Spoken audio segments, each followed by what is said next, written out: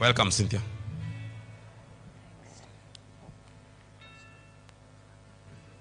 Hi all.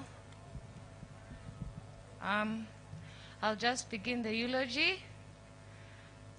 My father was born on 20th October 1962 and was taken from us on the 4th of October 2021 at the very young age of 58.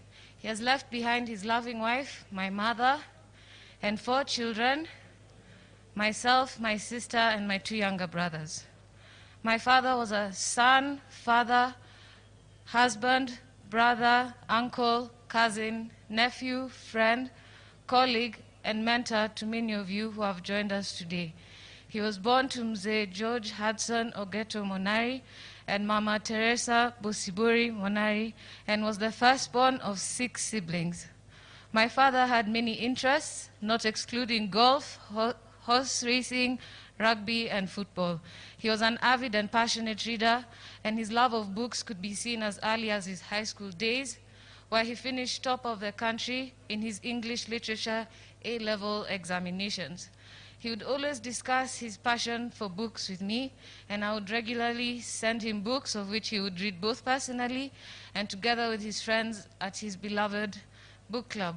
He was always interested in learning about new things, hence he would constantly read academic literature, articles, works of fiction, and I feel that this made him to grow into the brilliant and intellectual man that we all loved. As many of you may know, my father, like most of us, loved music. I would say that his passion for music played a big role in his interactions with his friends and family. Professionally, this is seen in his role as chairman and director of Sax and Violins Lounge. He also loved playing music for our family at home and would often talk to us about and play his favorite music records. Whenever he would visit me at university, we would go record shopping together, and when he was at home, I would always send him new records for him to enjoy at the comfort of his home. His love for music inspired his children's love for music, and we enjoyed listening to my father's favorite tunes at home. If I could sum up my father in a few short words, it would be kind, generous, humorous, loving, intellectual, diligent, and reliable. He loved his life, his family, and the people he surrounded himself with. He was always available when you needed a shoulder to cry on, and my siblings and I were always enamored by the various motivational speeches he gave us.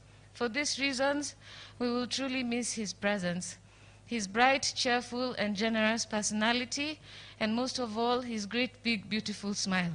However, despite his premature passing, we are reassured that this was God's will, and we will one day get to meet him again.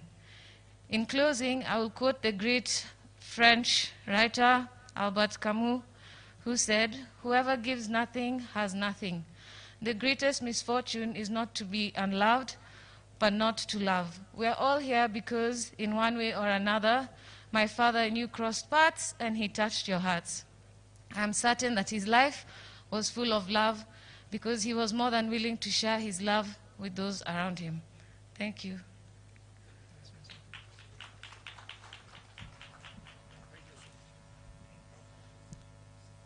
Osiago, I told you